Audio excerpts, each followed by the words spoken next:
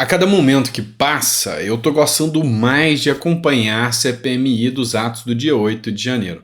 Para aqueles que acreditavam que isso não ia dar em nada, já tá 7-0, bem dizer, para a oposição contra os governistas. A oitiva do Silvinei Vasquez bateu um bolão, ou seja, mostrou muita coisa que o governo não queria que fosse exposto. A oitiva do Coronel Naime pegou mais pesado ainda. Teve gente que já até desistiu da esquerda de continuar comparecendo na CPMI. E agora, para fechar com chave de ouro, eu não te conto a maior. Tinha um nome que o governo fez questão de convocar. E agora, depois de ter visto o que aconteceu com Naime e o que aconteceu com Silvinei Vasquez, não queria que fosse ouvido agora, mas o Arthur Maia já convocou e na terça-feira vai ter depoimento. E aí, um monte de narrativa pode cair ao chão e a coisa começa a ficar mais complicada. Bora falar sobre isso? Então seja muito bem-vindo ao nosso canal. Eu tenho que te pedir, não esquece de dar o like. Às vezes a gente esquece, eu sei que é normal, mas se eu não pedir, o YouTube não recomenda. Não é que eu sou chato, não. Eu sou, mas eu preciso fazer isso. Então, dá um like, compartilha, se não é inscrito, se inscreve aqui no canal. Só assim a gente consegue maior relevância aqui no nosso canal. Bora começar? Vamos para cima? Ok, vamos trazer essa matéria aqui que eu sei que essa você vai gostar. Essa matéria é do Igor Gadelha, jornal Metrópolis. Lembrando a você que em todas, mas em todas as matérias que eu trago, eu cito a devida fonte, para que você possa fazer a sua própria análise. Nosso papel aqui é fazer uma análise sempre com imparcialidade. Governistas não queriam ouvir, pois é, o Mauro Cid, agora na CPMI de 8 de janeiro.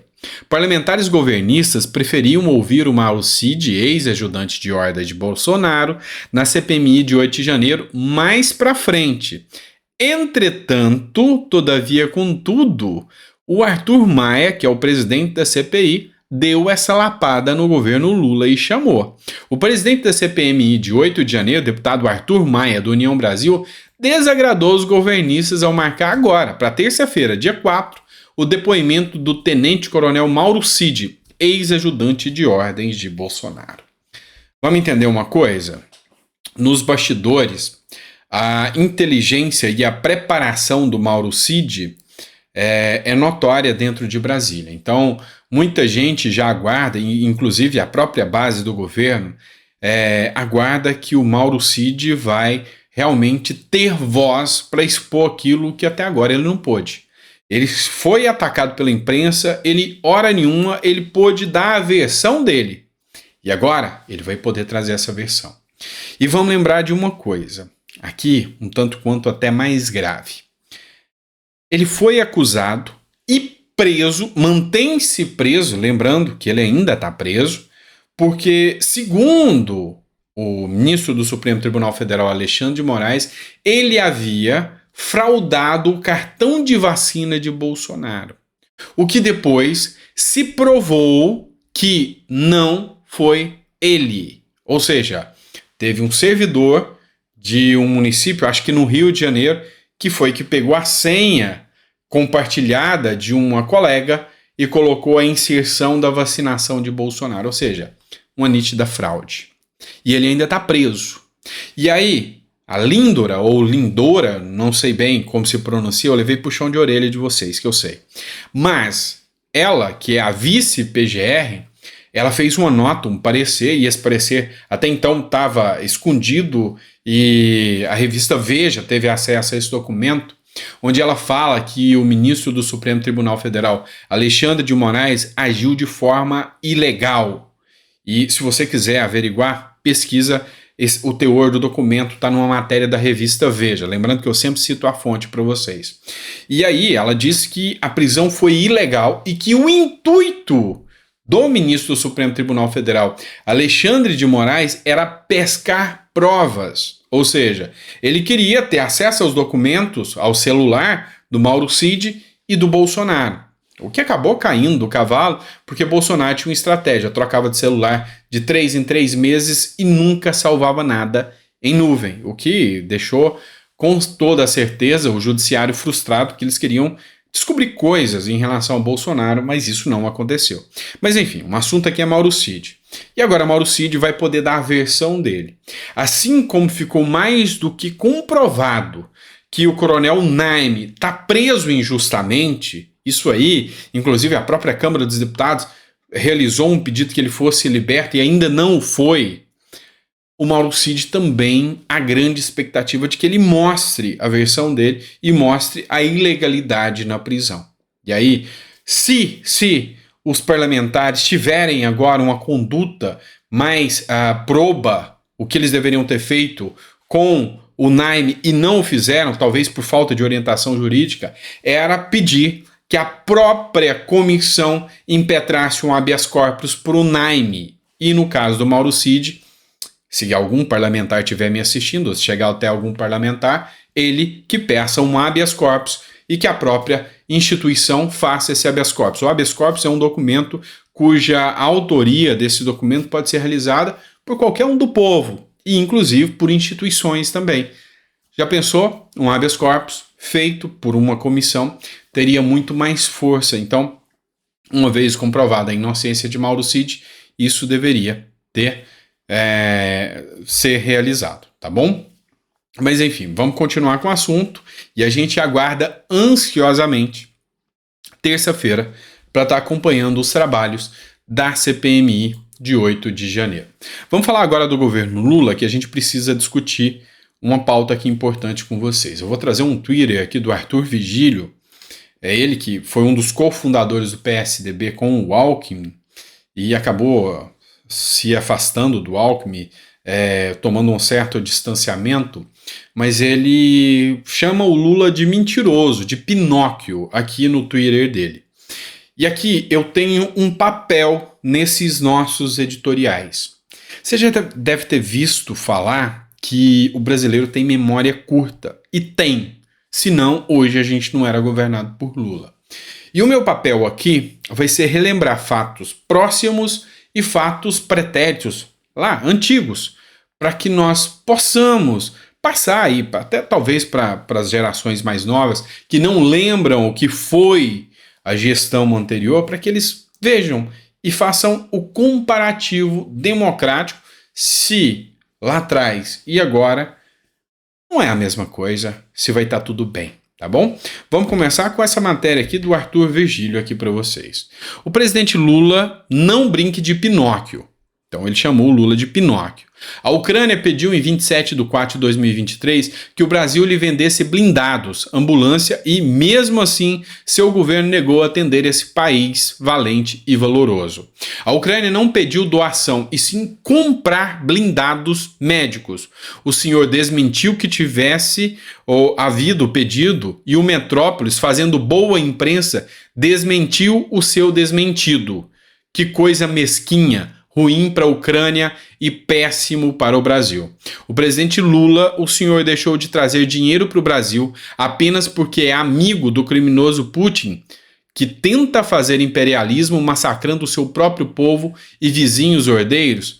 Abaixo, documentação que mostra que o seu governo falta com a verdade. E que coisa perversa, negar vender blindados médicos, vidas humanas ou vida humana tem valor, ou o senhor acha que não? Vexame internacional. Então, o Arthur Vigílio traz aqui palavras duras e traz o conteúdo com os documentos que foram expostos aqui pela revista Veja, mostrando que Lula realmente faltou com a verdade ao dizer que a Ucrânia nunca solicitou esses blindados médicos para compra, não foi doação, compra. Ele se recusou a vender, se recusou a ganhar dinheiro para o Brasil, foi sancionado, inclusive, pela Alemanha, que a nossa tecnologia para a fabricação desses blindados é alemã, então ele foi sancionado também, ou seja, houve sanção econômica graças à questão ideológica do presidente Lula.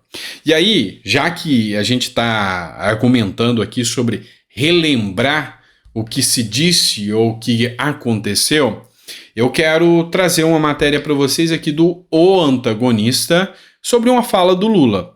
Lula diz que não houve corrupção em estádios da Copa. Presidente se esquece do ex-governador petista Agnello Queiroz, que foi preso por esquema de superfaturamento das obras do Mané Garrincha. Ou seja, aqui mais uma vez o UOL desmentindo as falas do Lula em relação ao superfaturamento de estádios e desmentindo as falas dele em relação à corrupção que aconteceu nos estádios. Preste atenção nessa frase que eu vou te dizer. Você pode até mudar a narrativa, mas os fatos, esse é da física, esse é da história, esse você não muda. Então você pode até tentar mudar a narrativa, dizendo que não houve, foi perseguição da Lava Jato ou alguma coisa nesse sentido. Mas a história vai ficar aí para marcar. Matéria da Veja, da época, tá? Arenas da propina, a corrupção em 5 estádios da Copa. Obras foram superfaturadas em pelo menos 1,5 bilhão de reais. Os métodos em tudo lembram os crimes investigados na Lava Jato. Essa matéria de 2018, ainda fazendo a investigação da revista Veja. Vamos lembrar mais. Isto é Negócio, a época, negócios. Copa do Mundo da Corrupção saqueou as arenas do Mundial de 2014 no Brasil. Apenas os particulares Beira Rio, em Porto Alegre, e Arena da Baixada, em Curitiba, se salvaram. Então, de todos, apenas 2 se salvaram. Um em Porto Alegre e outro em Curitiba. Todos os demais, houve escândalos de corrupção. Matéria do G1. Isso aqui, relembrar e viver, gente. Relembrar e viver. Agnello e Filipelli são condenados por desvios na reforma do estádio Mané Garrincha. Políticos foram condenados, tá? Então foram condenados, tá comprovado, por improbidade administrativa e tiveram direitos políticos suspensos por 10 anos. Cada um deve pagar 16 milhões aos cofres públicos. Isso aqui é matéria de 2022, ou seja, efeitos da corrupção em 2014, só em 2022 houve condenação e ainda está em fase de recurso ainda. Lógico que a gente sabe que se chega no STF, a chance de reverter é muito grande. Matéria do UOL, hoje o mesmo UOL que passa pano sem menor pudor para o governo Lula, após 3 bilhões em aditivos, 9 estádios da Copa caíram na Lava Jato. Matéria do Felipe Pereira em 2017. Acho que não precisamos mais, né? Ver que realmente o que aconteceu foi algo para além da narrativa, ou seja, foi fato, foi história, foi o que a gente conseguiu vivenciar naquela época. Eu sou daquela época, eu vivi lá atrás, eu teci críticas, eu fui para as ruas, eu me manifestei naquela época, porque aquilo era o Brasil, que a gente estava começando a conhecer de forma mais escancarada. E a Lava Jato foi um instrumento que serviu para abrir os olhos da população brasileira. Então muitas pessoas me perguntam, doutor Sandro, mas você é muito defensor da Lava Jato? Sim. Eu sou um cara que atua dentro do escopo jurídico, eu sou um advogado, sou jurista. Então, ali foi um momento em que eu senti orgulho do que estava acontecendo, porque esse tipo de coisa veio à tona. E hoje, sem a Lava Jato, só sobra a narrativa. E um presidente que diz que a corrupção de lá nunca existiu, embora as provas foram robustamente demonstradas. Vamos falar de Roberto Jefferson agora com vocês. Hora Política BR, defesa de Roberto Jefferson pede ao STF que ex-deputado tenha um final de vida digno. Ou seja, para quem não sabe, Roberto Jefferson encontra com a sua saúde extremamente debilitada. Não apresenta qualquer risco à sociedade, não apresenta mais periculosidade, tem endereço fixo, tem residência própria. E assim, é algo complexo E parece até algo pessoal a manutenção dele na prisão, uma vez que a gente vê casos esdrúxulos de traficantes, de assassinos, de corruptos, de, sabe, gente da pior estirpe que pode responder o processo em liberdade por cumprir os requisitos legais. Não que eu tô aqui passando a mão na cabeça do Roberto Jefferson e que eu acho que o que ele fez no caso dos policiais federais lá tenha sido uma coisa correta. Na minha visão, não o foi. Mas isso não tira dele, uma vez que cumpre os requisitos legais, o direito de responder em liberdade, ainda mais num momento como o que se encontra. E os advogados pedem que ele tenha um final de vida digno, ou seja, um final mais condizente. Não acabou ainda não. Eu sei que eu já estou começando a ficar sem fôlego aqui, mas não acabou não. Tem mais coisa e a gente precisa comentar. Matéria da Gazeta do Povo para vocês. Lembra dos escândalos do Bolsonaro que era acusado lá em relação aos Yanomamis, genocídio e as maiores atrocidades do mundo? Pois é, os noticiários acabaram, não acabaram? Você não está sendo bombardeado com aquilo mais. Afinal, o Bolsonaro saiu, é isso? Não. É porque nunca foi a realidade. A realidade é que aquilo era um fato pré-existente e ainda atual. Matéria da Gazeta do Povo. Após 5 meses de força-tarefa do governo Lula, mortes de Yanomamis se mantêm no mesmo patamar. E o silêncio da mídia é deveras ensurdecedor. É isso. Você não ouve mais, você não vê mais a mídia cacarejar igual uma galinha da Angola gritando. Você não vê isso não. Você não vê mais a mídia dizendo desses absurdos. É uma matéria da Gazeta do Povo aqui e outra da Revista Oeste ali. De vez em quando o Estadão solta uma nota. Mas o bombardeio que aconteceu, assim como aconteceu durante aquele período de transição do Bolsonaro, meu amigo, isso eu ainda estou pagando para ver. E espere, vai chegar no momento certo isso contra Lula. Vai acontecer também. Calma que a hora que o sistema vê que tá na hora de colocar o plano em ação e que tá na hora do vice assumir, o Lula vai voltar para os holofotes. Vai voltar para a grande mídia. E não da maneira como ele queria. Não é à toa que o Lula está querendo o controle da mídia, das redes sociais. Não é à toa que o Lula está querendo dar uma concessão de TV e rádio para o seu partido, para o próprio PT. Afinal, ele aprendeu com amigos. Maduro, por exemplo, que se você controla o discurso, você controla a narrativa. E se você controla a narrativa, você controla o povo. Esse é o Brasil de hoje em dia. Esse é o Brasil que a gente conhece, tá bom? Por fim, mas não menos importante, eu quero trazer uma pauta que foi publicada aqui pelo jornal A Trombeta, tá? Lula, seguindo o exemplo de Daniel Ortega, padre faz forte acusação sobre suposta perseguição do atual presidente. E essa aqui é a parte 1.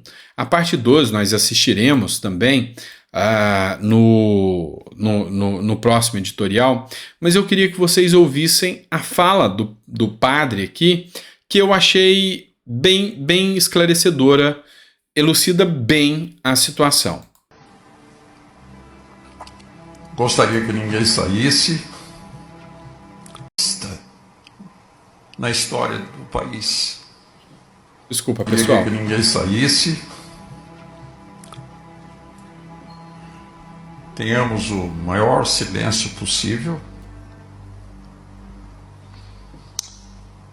E espero a compreensão de vocês. Nesse momento grave que o Brasil está vivendo, eu não quero ser omisso. E falo por amor a vocês. Eu tenho estado muito preocupado, triste, por tantos fatos que vêm acontecendo no Brasil de hoje. Estamos vivendo dias muito difíceis. Há uma escalada de autoritarismo nunca vista na história do país. Parece que não há segurança jurídica nessa terra mais. Direitos individuais estão sendo suprimidos. E quem emitir opinião diferente de um certo tribunal, composto de pessoas que não foram eleitas para nos governar, está sujeito à perseguição e à prisão. Jornalistas independentes estão encarcerados. Canais de comunicação desmonetizados ou retirados do ar. Estamos sendo impedidos de manifestar com liberdade as nossas opiniões. O que me incomoda, de certa forma, é ver um sacerdote, e depois eu vou trazer o segundo vídeo para vocês. Ele está destoando aqui, e de forma coerente, das palavras do próprio Papa. E aqui eu não estou falando em momento algum do ponto de vista religioso, eu estou falando de política mesmo. Porque o Papa, ele se autodeclarou comunista, ele, sem entender nada da justiça brasileira, foi o primeiro a defender Lula, dizendo que Lula é inocente. O Papa não criticou Maduro. O Papa não criticou os afagos que o governo Lula dá a ditadores. O Papa não critica a escalada que o Brasil vem enfrentando. Não critica o que aconteceu no Foro de São Paulo. Não critica a fala de Lula de que a democracia é relativa. E em momento algum ele criticou ou vai criticar Lula dizer que sente orgulho de ser chamado de comunista. Até porque o Papa, se assumiu comunista em uma entrevista em uma TV argentina. E aí a gente vê que às nossas expensas, aos nossos recursos, Lula foi fazer nada mais, nada menos que um turismo caríssimo com a Janja visitando o Papa.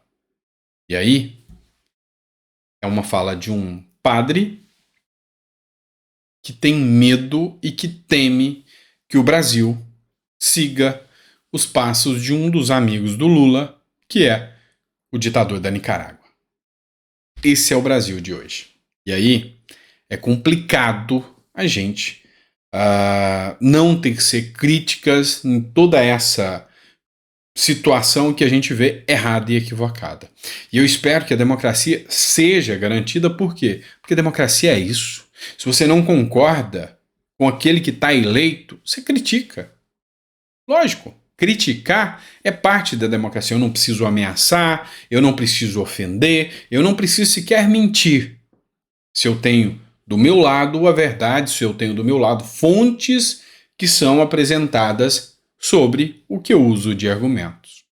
Esse é um papel crucial que eu quis juntar entre o meu papel de advogado com o meu papel de filósofo, concatenando isso que eu aprendi. Eu não defendo uma tese sem que eu possa embasar isso em argumentos e fundamentos fáticos e plausíveis.